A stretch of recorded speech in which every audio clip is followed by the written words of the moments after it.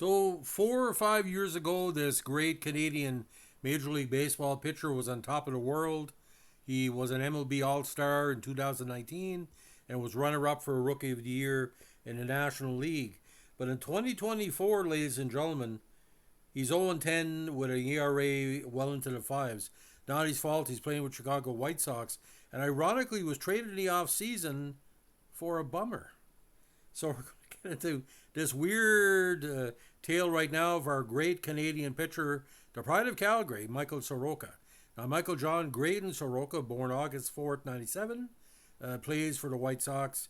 I think as of today, are 27 and 70. A native of Calgary, he graduated from Bishop Carroll High School, drafted in 28 overall by the Braves in 2015.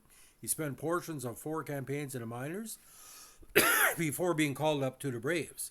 He was the MLB All-Star in 2019, finishing runner-up in the NL Rookie of the Year award voting with 14 victories as a starter.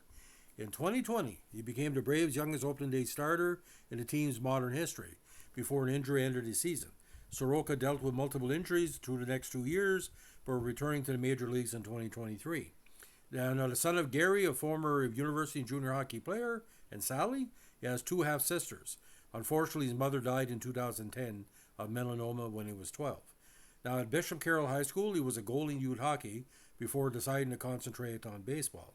He pitched for the junior national team, coached by Chris Rietsma, a fellow Canadian baseball player who also his mentor. Rietsma has noted Soroka's physical similarity with himself. Now, last I checked, probably one of the biggest pitchers of the modern era, 6'5". Now, by his senior year, he had committed to play college baseball at Cal, University of California, Berkeley with scholarship. Prior to the 2015 draft, he was ranked 88th in Baseball America's annual rankings of prospects. Soroka was known as Mike before he's expressed his desire to go by Michael in 2023. When he reported to the minor league Braves team at GCL, he posted a 180 ERA in 10 innings pitch before being reassigned to the Danville Braves, where he went 0-2. Now, we then played with the Rome Braves in 2016, going 9-9. 2017 with the Mississippi Braves, 11-8, and he also participated in the All-Star Futures game that July. 2018 with Gwinnett Stripers of the International League, he had a 1.99 ERA over 4 starts. Now, in May 2018, they promoted him. He faced the Mets on May 1st, pitching 6 innings, yielding 1 run and recording 5 strikeouts. However, he was suffering from right shoulder inflammation and was placed on the disabled list thereafter. Now, in 2018, in limited duty, he went 2-1. He was shut down in August by the Braves manager Brian Snitker, going 2-1 with a 3.51 ERA. Now, 2019, one of several pitching prospects to spend some time in the starting rotation. He did have a right trapezius strain. Was not an issue with his right scapula, which affected during his debut season. He was cleared to play catch in mid-March, followed by throwing batting practice. Now, he debuted April 18th and became the youngest pitcher in National League upon taking the mound. When he was placed on the NL roster for the 2019 All-Star game, he set another age-related record as the youngest Brave pitcher to be named an All-Star. That year, the Braves became the first team to send 2 players younger than 22 to the All-Star game, as both Soroka and Ronald Acuna Jr. received that honor. Now, in 2019, he had 29 starts, 13-4, 142 strikeouts, and 174 innings. 6 in the Cy Young, and runner-up to Pete Alonso. Nobody's going to beat him that year. He was selected to the All-MLB second team for that year.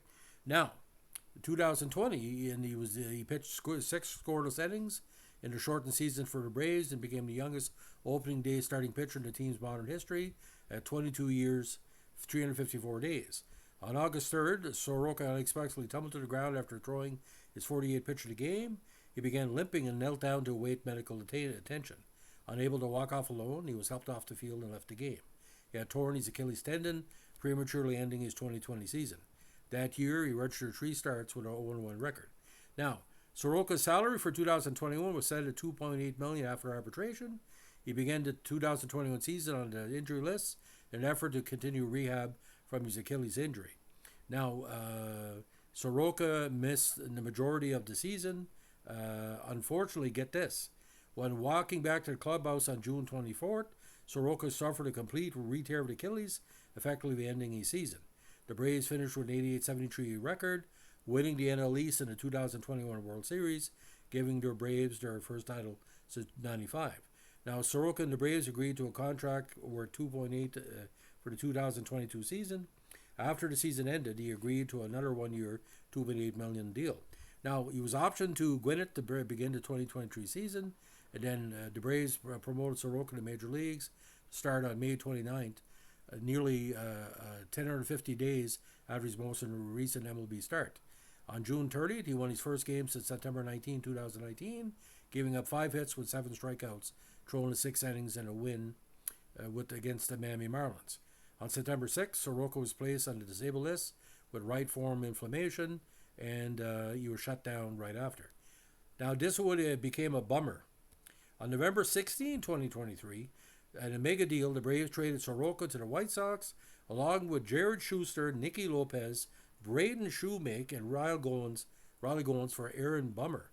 On May 14, 2024, the White Sox moved Soroka to a bullpen role, assuming the vacated spot left by Brad Keller. But the season right now, ladies and gentlemen, for the big player, only 26. I have to give you the stats. Here we goes. Started 9 games this year. He's got 72 innings pitched, 0-10, 49 runs given up, only 42 earned, 5.25 ERA, 64 hits, 71 Ks, 42 bases on balls, and a batting average given up of 238. But he's playing for a really, really shitty team, ladies and gentlemen. Chicago, they need a lot of help for sure. Now, the idea about Soroka, like I said, he's not a bad player. It's just fact that the situation is not a good fit for him. Now, no matter what he does, he's proven he can be a major league pitcher, but with injuries and stuff like that, 6'5", 220, he's a power guy.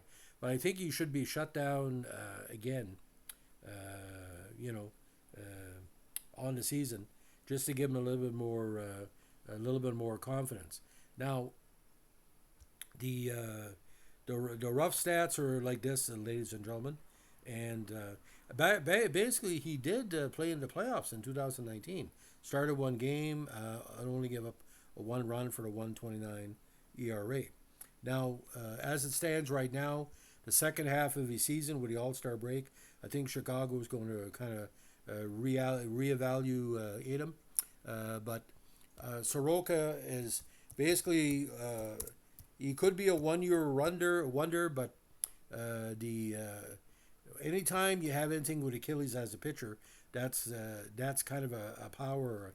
That's kind of a power thing. Now it's kind of weird. Now, according to his scouting report, he's an excellent right-hander with good upside, but lacks the same level of consistency in his changeup that has both his fastball and breaking ball, so left-handed hitters can feast on him when he's not on when he's charged. The sinking fastball is a consistent weapon as he's breaking pitch, and I'm going to tell you just a rough story of the last 4 big games he played. When he fell to 0-10, he allowed 1 run and 2 hits and 1 walk in an inning, as the White Sox lost to Minnesota 3-2. Now, when he fell to 0-9, he allowed 2 runs on 4 hits and 1 walk in 3 innings, as he lost to the Mariners 4-3. When he fell to 0-8, he allowed 2 runs, 0 earned, 1 hit and 2 walks in 4 innings, as the White Sox lost to the Rockies 5-4. Now, on June 26, he allowed 1 hit and 2 walks while giving up a run in 3 innings as Chicago lost to LA 4-0. Now, his ERA was 5.48. It's been going down. So he can be consistent in the bullpen as well, but he's playing for Chicago. So, ladies and gentlemen, let's not give up on this good young player. I know there was a lot of pressure on him, but I think there's talent here. And the idea is, how many Canadians almost win NL Rookie of the Year? It doesn't happen very often. I think of Fergie Jenkins and Reggie Cleveland and other key Canadian pitchers. But he's a tremendous athlete. And boys in Calgary, they're tough. He's been through a lot, with family loss and injury. Like I said, I wish him the best of luck.